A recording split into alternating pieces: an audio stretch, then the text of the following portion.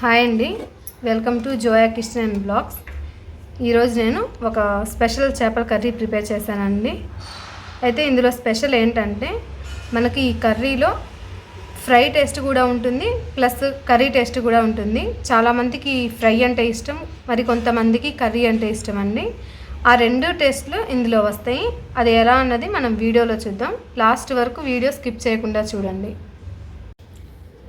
ముక్క కూడా విరగదండి. కర్రీ అనేది బాగా కుక్ అవుతుంది.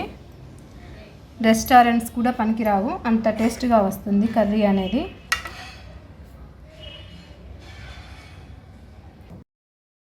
మీరు కనుక కొత్తగా నా ఛానల్ చూస్తున్నట్లయితే తప్పకుండా ఛానల్ని సబ్స్క్రైబ్ చేయండి. నా మరిన్ని వీడియోస్ మీకు నోటిఫికేషన్ రూపంలో వస్తాయి. ఇప్పుడు ఇంకా లేట్ లేకుండా వీడియోలోకి వెళ్దాం.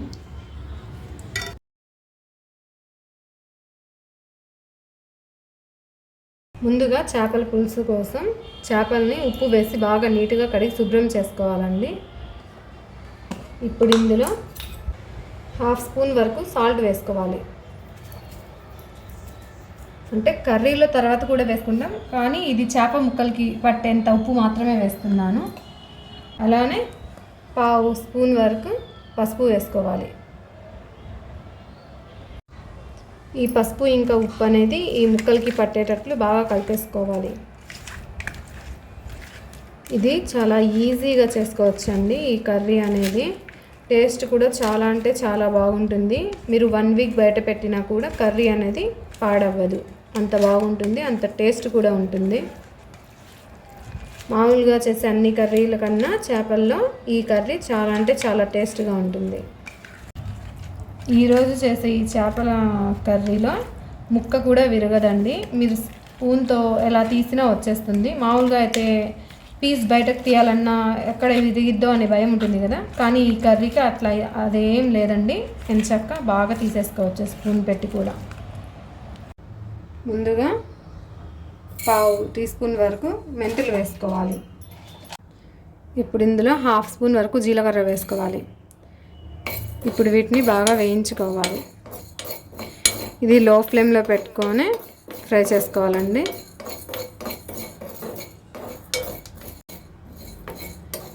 మరి మెంతులు ఎక్కువ వేసుకున్నా చేదు వచ్చే అవకాశం ఉంటుంది. అయితే ఇది వేయించుకొని పౌడర్ చేసుకొని కర్రీలో వేయడం వల్ల కర్రీలో చేపల నీసు వాసన అనేది ఉండదండి. మంచి స్మెల్ అనేది వస్తుంది. కర్రీ మొత్తానికి టేస్ట్ కూడా ఉంటుంది. ఇవి బాగా ఫ్రై అయిపోయినాయండి. వీటిని 5 మినిట్స్ వరకు చల్లారే వరకు పక్కన పెట్టేసుకోవాలి. ఇప్పుడు చేపల పులుసు కోసం నేను ముందుగానే చింతపండు నానబెట్టేసుకున్నానండి. ఇది నేను 1 కిలో చేపల కోసం ఒక 80 గ్రామ్స్ వరకు చింతపండు నానబెట్టేసుకున్నాను. అంటే మనకు పులుపు మనం తినే ఇష్టాన్ని బట్టి నానబెట్టేసుకోవాలి. నాకు ఒక 80 గ్రామ్స్ కావాలి, సో నేను ఒక 80 గ్రామ్స్ వరకు నానబెట్టేసుకున్నాను. ఇవి చల్లారిపోయినాయండి. వీటిని రోట్లో వేసుకొని దంచేసుకుందాం.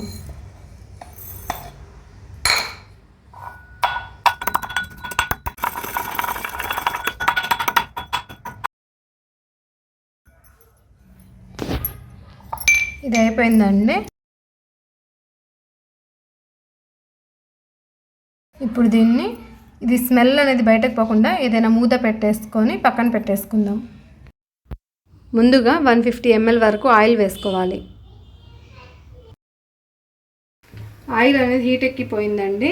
అయితే కర్రీలో ఏంటంటే ఈ చేప ముక్కలంటే నేను ముందుగా ఫ్రై చేసుకుంటున్నాను.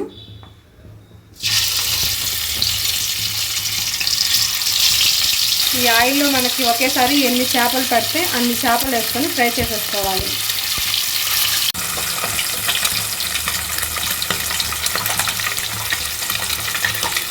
ఇలా ఫ్రై చేయడం ఎందుకంటే ఉప్పు అనేది చేప ముక్కలకి పట్టిద్ది, అంతేకాదు కర్రీలో ముక్క పగలకుండా బాగుంటుంది, విరగకుండా కరెక్ట్గా ఉంటాయి ముక్కలు. ఇది ఒకవైపు ఫ్రై అయిపోయిందండి. ఇప్పుడు దీన్ని రెండో వైపు తిప్పుకొని ఫ్రై చేసుకుందాం. కొంతమంది చేపల కర్రీ ఇష్టపడతారు, కొంతమంది ఫ్రై ఇష్టపడతారండి. కానీ ఇలా చేశారంటే మనకి ఫ్రై టేస్ట్ కూడా ఉంటుంది, అలాగే కర్రీ టేస్ట్ కూడా ఉంటుంది. ఇప్పుడు ఈ చేప ముక్కల్ని ఒక ప్లేట్లో తీసేసుకొని సేమ్ ఇదే ప్రాసెస్లో మిగిలిన ముక్కల్ని కూడా ఫ్రై చేసేసుకుందాం.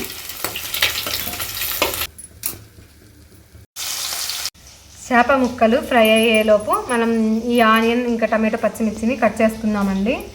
నేను ఒక 2 పచ్చిమిర్చి తీసుకున్నాను, అలానే ఒక మీడియం సైజు 2 ఆనియన్ తీసుకున్నాను, ఒక పెద్ద సైజు టమాటాలు 3 వరకు తీసుకున్నాను.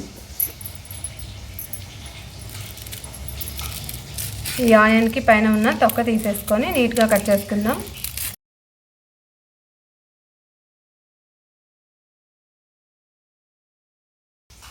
చేపల కర్రీ కోసం ఆనియన్ని నిలువుగా కట్ చేసుకోవాలండి. అలా అయితేనే బాగుంటుంది కర్రీకి.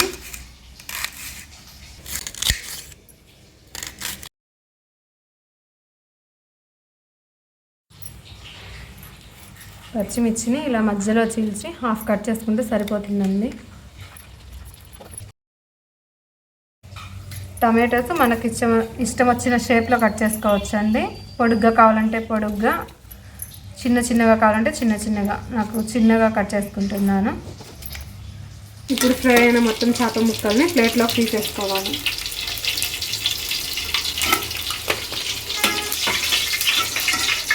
ఇప్పుడు చేపలు ఫ్రై చేసుకుంటే సేమ్ అదే ఆయిల్లో 1/2 స్పూన్ వరకు ఆవాలు వేసుకోవాలి,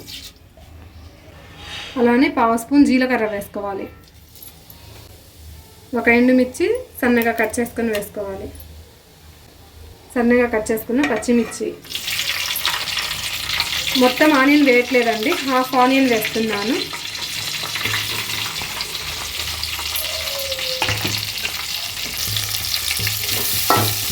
ఇప్పుడు వీటన్నిటిని బాగా కలుపుకోవాలి. హాఫ్ ఆనియన్ ఎందుకు తీసానంటే కర్రీ ఉడికేటప్పుడు ఆ మిగిలిన ఆనియన్స్ వేసుకుంటానండి, అందుకోసం హాఫ్ తీసేసాను. ఈ ఆనియన్ ఒక 2 మినిట్స్ ఫ్రై అయిన తర్వాత ఇందులో కరివేపాకు రెమ్మలు వేసుకోవాలి. ఈ కరివేపాకు అనేది కర్రీకి మంచి ఫ్లేవర్ వచ్చిద్దండి. కొత్తగా నేర్చుకునే వాళ్ళకి ముక్క విరిగిద్దనే భయం లేకుండా చాలా ఈజీగా ప్రిపేర్ చేసుకోవచ్చండి. సేమ్ నేను చెప్పినట్లు అదే ప్రాసెస్లో చేశారంటే కర్రీ అయితే చాలా అంటే చాలా బాగుంటుంది. రెస్టారెంట్స్ కూడా పనికిరావండి, అంత బాగుంటుంది. ఇది కొబ్బరి పౌడర్ అండి. ఇది ఒక చిప్ప కొబ్బరికి నేను ఒక 20 గ్రామ్స్ వరకు ధనియాలు, అలానే ఒక 6-7 వరకు లవంగాలు, ఒక 2 ఇంచ్ చెక్క వేసుకొని పౌడర్ వేసుకున్నానండి. ఇది 1 మంత్ వరకు నిల్వ ఉంటుందండి బయట. ఇది నేను ఈ చేపల కర్రీలో వేస్తాను, అందుకని నేను ఇది ముందుగానే ప్రిపేర్ చేసుకొని పెట్టుకున్నాను. ఇది ఒక 1/2 స్పూన్ వరకు వేస్తున్నానండి. దీనివల్ల కర్రీ చిక్కదనం వస్తుంది, టేస్ట్ కూడా బాగుంటుంది.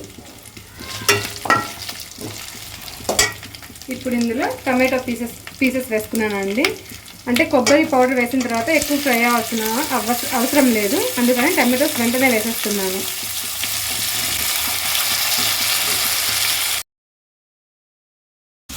ఇప్పుడు దీన్ని మూత పెట్టేసుకొని ఒక 5 మినిట్స్ వరకు మగ్గించుకోవాలి. అంటే టమాటోస్ బాగా మగ్గిపోయి ఆయిల్ అనేది బయటకు వచ్చే వరకు మగ్గించుకోవాలి. చూసారా, చక్కగా ఆయిల్ అనేది పైకి వచ్చేసింది, టమాటోస్ కూడా మగ్గిపోయినాయండి. ఇప్పుడు ఇందులో కొంచెం కల్లుప్పు వేస్తున్నానండి. ఆల్రెడీ నేను పీసెస్కి తగ్గట్టు వేస్తున్నాను, ఇది కర్రీకి సరిపడినంత ఉప్పు వేస్తున్నాను. ఇప్పుడు ఇందులో 2 స్పూన్స్ వరకు కారం వేసుకోవాలి. స్పైస్ మనం ఎంత ఇష్టపడతామో అంత వేసుకోవచ్చండి. ఇందులో నాకు 2 స్పూన్స్ సరిపోతుంది. ఇప్పుడు ఇందులో మనం నానబెట్టుకున్న చింతపండు ఏదైతే ఉందో దాన్ని గుజ్జు తీసేసుకుందామండి. ఇప్పుడు ఇందులో ఈ చింతపండు రసం వేసేసుకుందాం.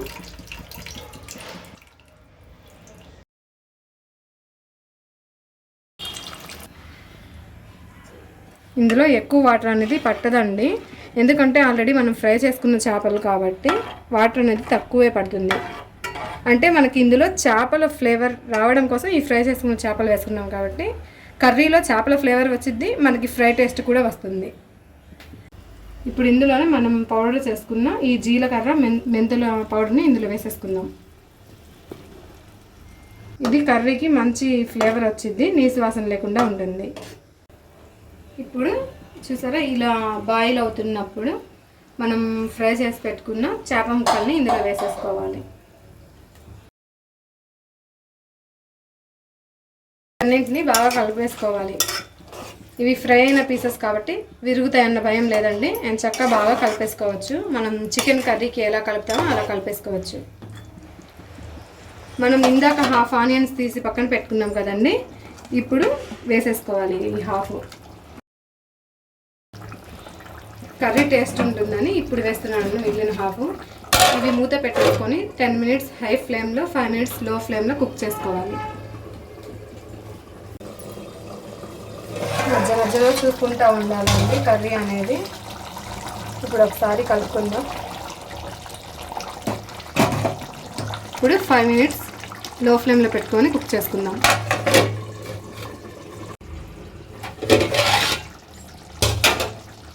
ఇప్పుడు చివరగా కొత్తిమీర చల్లేసుకుందామండి. కొత్తిమీర కర్రీకి చాలా మంచి ఫ్లేవర్ వచ్చిందండి. లుకింగ్ కూడా చాలా బాగుంది కదా. అంతేకాదు మనకి కర్రీ ఉడికింది అని ఎలా తెలిసిద్దంటే ఈ విధంగా ఆయిల్ అనేది మొత్తం పైకి వచ్చేస్తుంది.